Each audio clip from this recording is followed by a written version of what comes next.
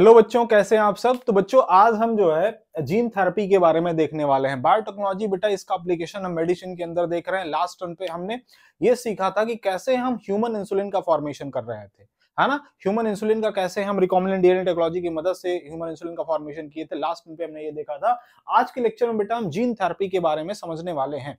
किसके बारे में? जीन थेरेपी के बारे में। अब जरा समझें जीन थेरेपी का मतलब क्या है और इसके अंदर हम क्या करेक्ट करना चाहते हैं। तो आप बेटा सभी ये जानते हो कि अगर हमारे बॉडी के अंदर कोई भी पर्टिकुलर करेक्टर डेवलप हो रहा है बेटा, तो उसका रीजन कहीं ना कहीं हमारे बॉडी में रिलीज होने वाले एंजाइम्स है। एंजाइम ही सबस्ट्रेट को प्रोडक्ट के अंदर चेंज करता है, सभी लोग जानते हो।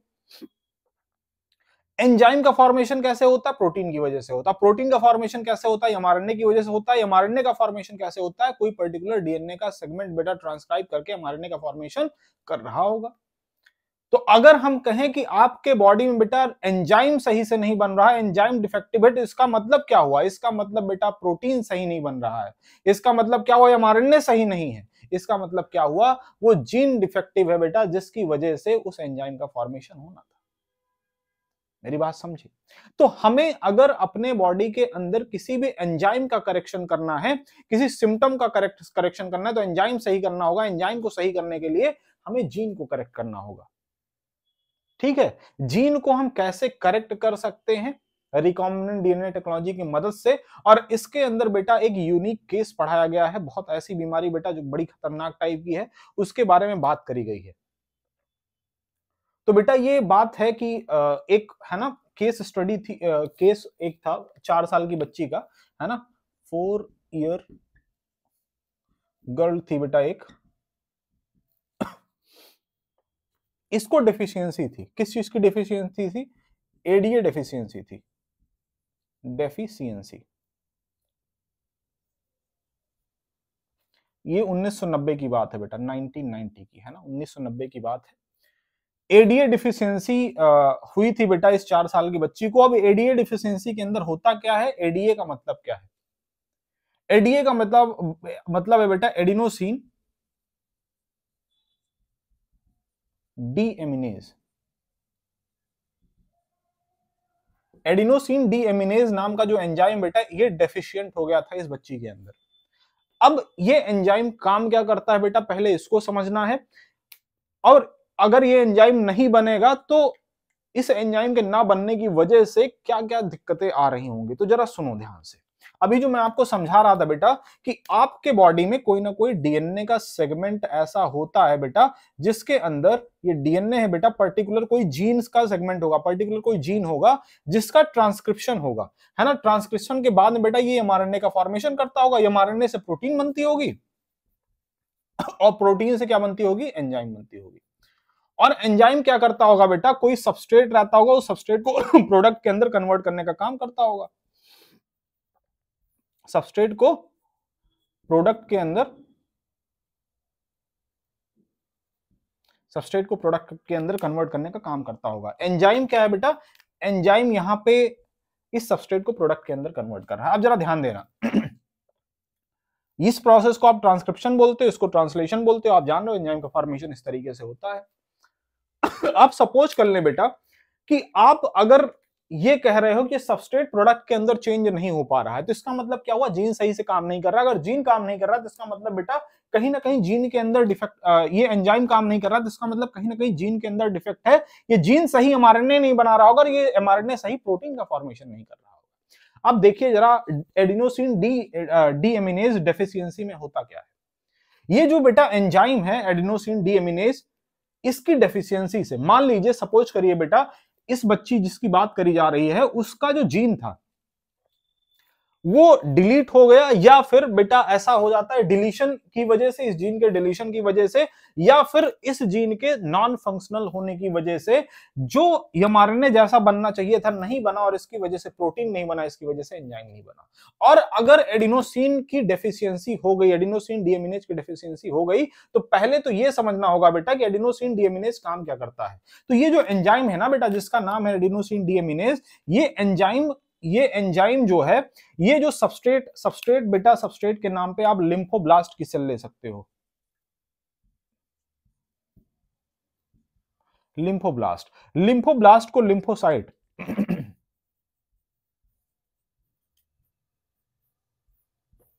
लिम्फोसाइट के अंदर कन्वर्ट कर सकते हैं। अब ये जो लिम्फोब्लास्ट है बेटा, लिम्फोसाइट के अंदर किसकी हेल्प से कन्वर्ट हो रहा है? एडिनोसिन डीएमिनेज एंजाइम की मदद से कन्वर्ट किया जा रहा है। अब ये लिम्फोब्लास्ट लिम्फोसाइट के अंदर जब कन्वर्ट होता है तो आप जानते हो बेटा लिम्फोसाइट दो तरीके की होती है, बी एंड टी लिम्फोसाइट, है ना, बी एंड टी लिम्फोसाइट आप जानते हो, बी एंड टी लिम्फोसाइट। इसका जरा मैं यहाँ पे आपको थोड़ा फंक्शन बता दूं बी एंड टी लिम्फोसाइट का। हालांकि बेटा मैं इसको बता चुका हूं डिटेल के अंदर, आप जरा WBCs जाके देखना लिम्फोसाइट में, वहां पे हमने इसका फंक्शन बताया है। बी लिम्फोसाइट, लिम्फोसाइट जो है बेटा दो तरीके की, बी एंड टी लिम्फोसाइट।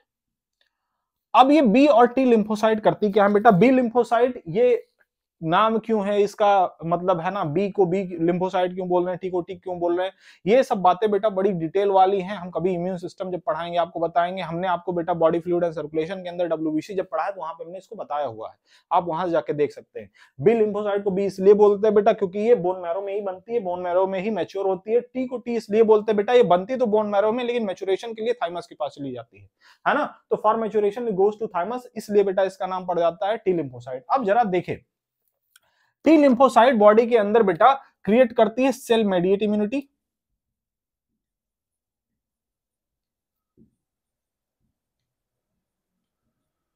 और बी लिम्फोसाइट बेटा ह्यूमोरल इम्यूनिटी क्रिएट करती है।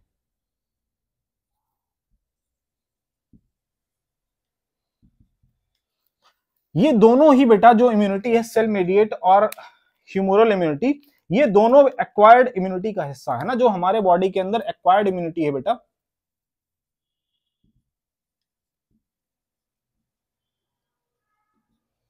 एक्वायर्ड इम्यूनिटी का फॉर्मेशन इन्हीं ह्यूमोरल और सेल मेडिएट इम्यूनिटी के द्वारा ही होता है। तो अगर ये बताओ बेटा, ये एंजाइम अगर डेफिशिएंट हो गया, एडिनोसिन डीएमिनेज, ये किसको कन्वर्ट कर रहा था? लिम्फोब्लास्ट को लिम्फोसाइट के अंदर कन्वर्ट कर रहा था। अगर लिम्फोब्लास्ट लिम्फोसाइट के अंदर कन्वर्ट नहीं होगा बेटा, तो क्या आपके बॉडी के अंदर एक्वायर्ड इम्यूनिटी रह जाएगी? नहीं रह जाएगी, इसकी जबरदस्त डेफिशिएंसी हो जाएगी बेटा। इसलिए एडीए डेफिशिएंसी वाले जो पेशेंट होते हैं बेटा, इनको जो बीमारी लगती है बेटा, उस बीमारी को SCID बोलते हैं, SCID,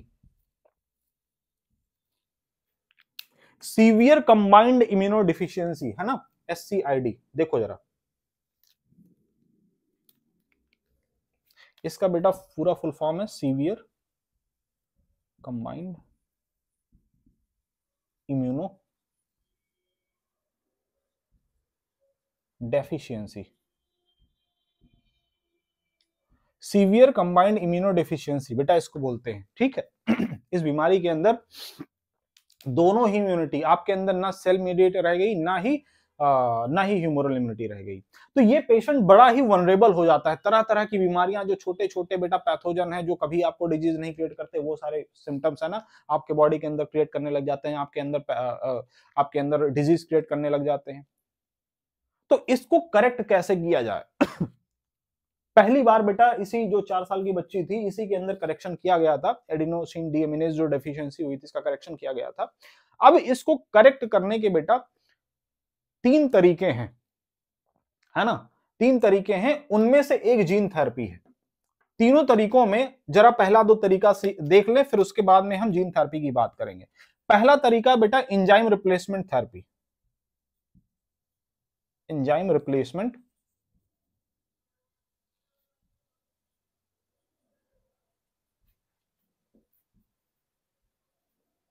दूसरा तरीका बोन मैरो ट्रांसप्लांटेशन।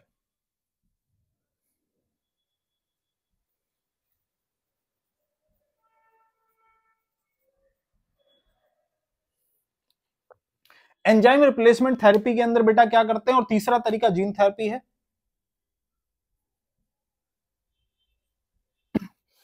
सुनो जरा ध्यान से देखें। अब इस एंजाइम रिप्लेसमेंट थेरेपी के अंदर बेटा क्या करते हैं, एडिनोसिन डीएमिनेज का इंजेक्शन डालते हैं बॉडी के अंदर, है ना, इंजेक्शन डालते हैं इसका।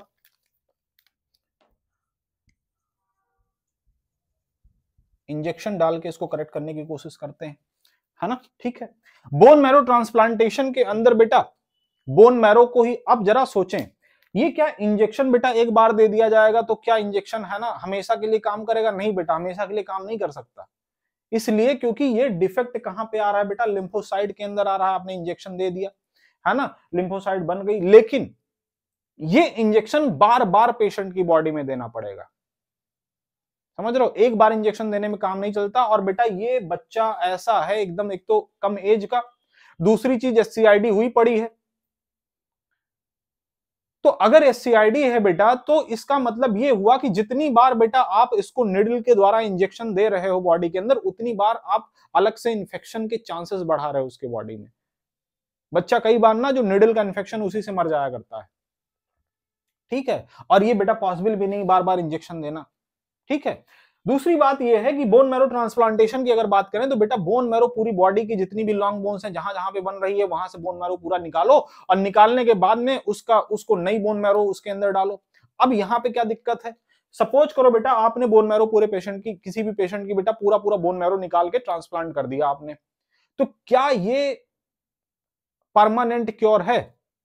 नहीं, परमानेंट क्योर है ही नहीं, ना एंजाइम रिप्लेसमेंट थेरेपी, ना ही ये बोन मैरो ट्रांसप्लांटेशन। क्यों नहीं है, इसका रीजन क्या है? इसका रीजन ये है बेटा कि क्या लिम्फोसाइट की सेल की लाइफ परमानेंट होती है बेटा? नहीं, ऐसा नहीं है। लिम्फोसाइट डब्ल्यूबीसी और डब्ल्यूबीसी की लाइफ बेटा है ना डिसाइडेड है, इतने दिन की होती है।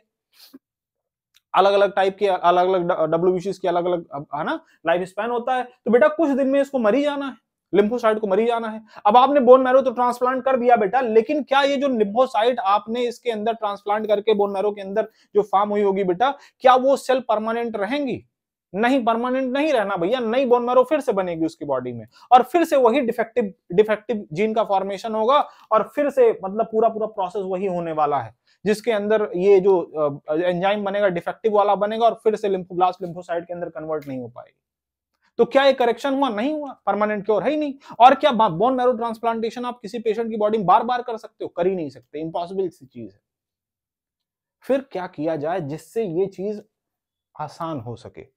ऐसा क्या किया जाए जिसकी वजह से पेशेंट का परमानेंट क्योर किया जा सके? तो इस बात को समझाने के लिए बेटा हम जीन थेरेपी को समझाते हैं। जरा देखें ध्यान से इसको बेटा, पूरा एक बार स्क्रीनशॉट इसका जल्दी से ले लीजिए, क्योंकि हमें मिटाना पड़ेगा ऊपर लिखने के लिए। ठीक है, यस, देख लें बेटा ध्यान से, जल्दी से समझे। हाँ, चलो।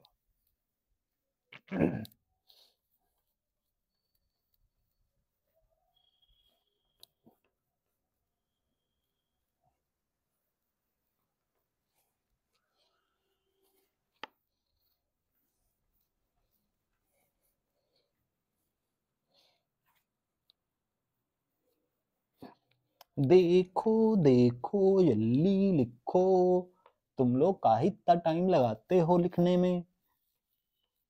हम सब लिखते ही नहीं, हम तो लेट के आपका वीडियो देखते हैं। आपको इसे झूठ मूठ का लगता है हम लिखते हैं?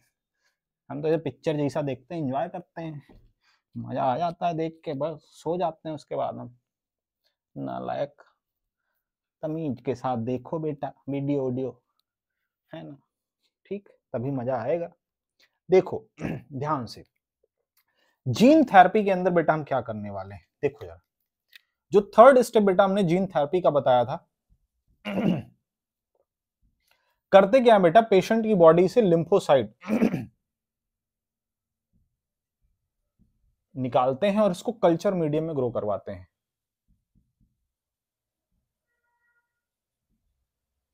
ग्रो करवाते हैं बेटा,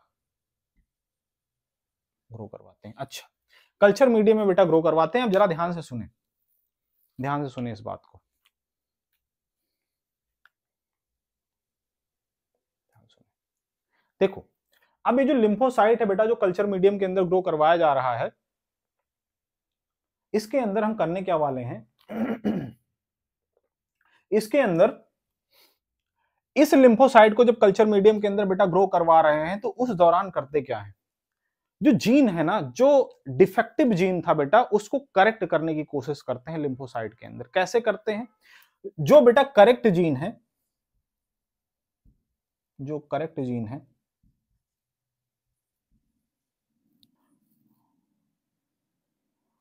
करेक्ट जीन है लिम्फोसाइट का, वो लिम्फोसाइट वाला करेक्ट जीन रेट्रोवायरस के अंदर डाल के बेटा इसका कॉम्प्लीमेंट्री cDNA फॉर्म कर लेते हैं। cDNA किसका बेटा हमने फॉर्म किया, करेक्ट जीन किसका लिया है, एडीए का लिया है। एडीए का करेक्ट जीन लेके बेटा उसको इंट्रोड्यूस किया गया रेट्रोवायरस के अंदर। रेट्रोवायरस ने बेटा उसकी मदद से एडीए सीडीएनए बना दिया है ना। किसका फॉर्मेशन कर दिया बेटा, एडीए सीडीएनए का। एडीए सीडीएनए का मतलब एडीए का कॉम्प्लीमेंट्री डीएनए फॉर्म कर दिया रेट्रोवायरस ने बेटा। अब इस रेट्रोवायरस की मदद से इसको हम इंट्रोड्यूस करवा देते हैं लिम्फोसाइट की सेल में।